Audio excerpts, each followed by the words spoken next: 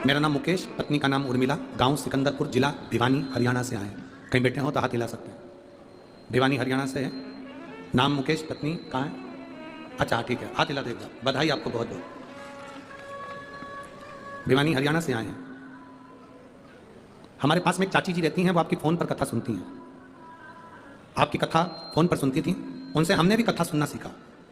मेरे बेटे का जॉब नहीं था, नौकरी नहीं थी। कई बार उसने अप्लाई करा पर उसकी कोई सरकारी नौकरी नहीं लगी। गुरुदेव, मेरा बेटा भी हिम्मत हार गया था और आखिरी में मैंने अपने बेटे से कहा तू अब की बार फिर अप्लाई कर।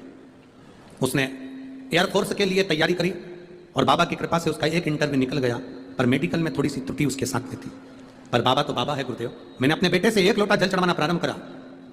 आपकी कथा अलवर में हुई, मैं सुनने के लिए एक दिन, कथा के आखिरी दिन कथा सुनने के लिए गई थी, क्योंकि आप कहते हो जो कथा के विराम वाले दिन, समापन के दिन हम बाबा से मांगते हैं, बाबा हमको देता है, क्योंकि जाते जाते वो लुटा कर जाता है। हमने बाबा से प्रार्थना करी और आज मैं बाबा को धन्यवाद देने के लिए आई हूं कि 22 दिसंबर 2023 को मेरा बेटा एयरफोर्स में सिलेक्ट हो गया है और उसकी ज्वाइनिंग हो गई है। मैं बाबा को यहाँ नमन करने आया। बहुत बहुत साधुवाद बाबा। श्री शिवाय नमस्ते। बैठिए। शिव तत्व है, औघड़ी है शिव। एक विश्वास के साथ चलिए, एक भरोसे के साथ चलिए, और जब हमारा भरोसा दृढ़ होगा, विश्वास पक्का होगा, तो शिव जरूर मिलेगा। सहज होकर चलो। सदानंद कार्तिकेय जी जब आए, शिव जी ने आज्ञा करी कि तारकासुर को मारना है। माता पार्वती ने उनको अपने पास में बुलाया, सदानंद कार्तिकेय जी को। कार्तिक इधर आओ। कार्तिक ने कहा जी मां, तारकासुर को मारने के लिए तो जा रहे हो, पर तारकासुर के हृदय में शिव का निवास है, इसके दिल में, इसके हृदय में बाण नहीं लगना चाहिए। इसके हृदय में बाण ना लगे। हृदय को छोड़कर तुम जहां बाण छोड़ोगे वो स्वीकार होगा, परंतु कार्तिक है, तारकासुर के दिल में शंकर बसे हुए हैं, वो शिव का भक्त है। भले देवताओं का दुश्मन है पर वो शंकर का भक्त है। ठीक है। सदानंद कार्तिकेय जी ने जो बाण छोड़ा वो हृदय में नहीं लगा, शरीर में लगा। शिव महापुराण की कथा कहती है भाई, भगवान देवादिदेव महादेव का संवाद करता।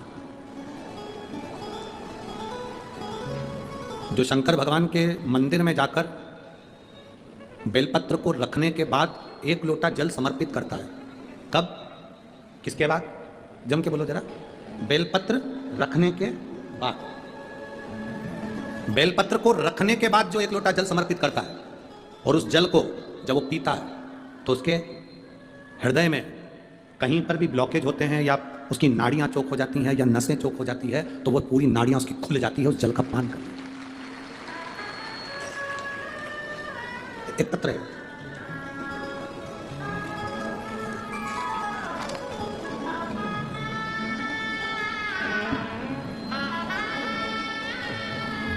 मैं कृष्णा देवी भिवानी हरियाणा से आई हूं। मैं कृष्णा देवी भिवानी हरियाणा से आई हूं। कहीं बैठी हो तो हाथ हिला सकती हैं। भिवानी हरियाणा से आई हूं। मेरी बहू आरती को 4th स्टेज का कैंसर था। कहीं बैठी हो तो हाथ हिला सकती हैं। मेरी बहू आरती को 4th स्टेज का कैंसर था। हमने AIIMS बाड़सा इजर से इलाज करवाया था। उस समय कोई भी दवाई काम नहीं कर रही थी। गुरुदेव, कहीं बैठी हो तो हाथ हिला सकती हैं। कहाँ? अच्छा, एक बार हाथ हिलाओ इसे। हाँ ठीक है, दिख गया। दवाइयाँ काम नहीं कर रही थी क्योंकि 4th स्टेज का कैंसर था। डॉक्टर के हिसाब से बहू को घर भेज दिया गया था और इसका शरीर पूरा बेकार हो गया था।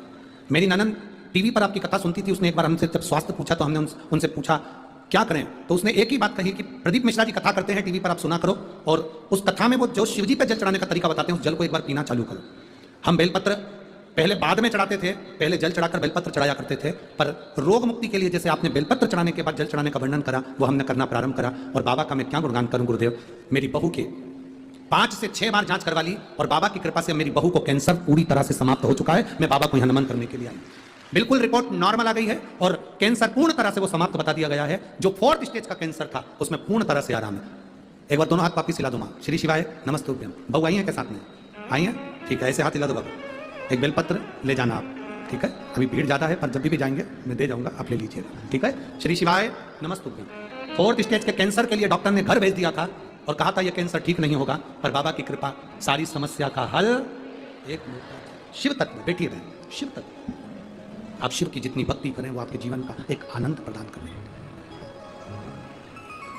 बेलपत्र शिवलिंग पर पहले चढ़ाकर, जल चढ़ाकर जब हम पीते हैं उसका फल हमें मिलता ही। आप में से एक माता कोई यहाँ पर बैठी हुई हैं जिनके 20 साल से घुटने टेढ़े थे और घुटने में गैप था।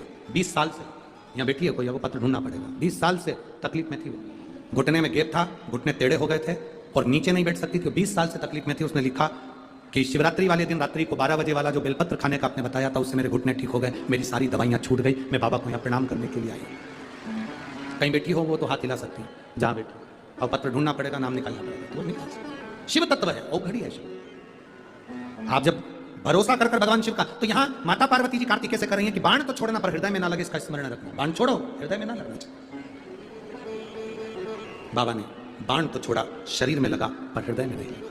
ये शिव कृपा, ये उदारता है बाबा। और कार्तिकेय के बाणों द्वारा तारकासुर मर गया, हृदय को बाण नहीं लगा। शिव तत्व उसके भीतर था। जो शंकर जी पे चढ़ा हुआ जल का आचमन करता है, शिव उसके हृदय में विराजमान हो जाता है और उसके शरीर का रोग स्वयं शंकर खींच लेता है, उसके ताप को समाप्त कर देता है। वो देवती देव।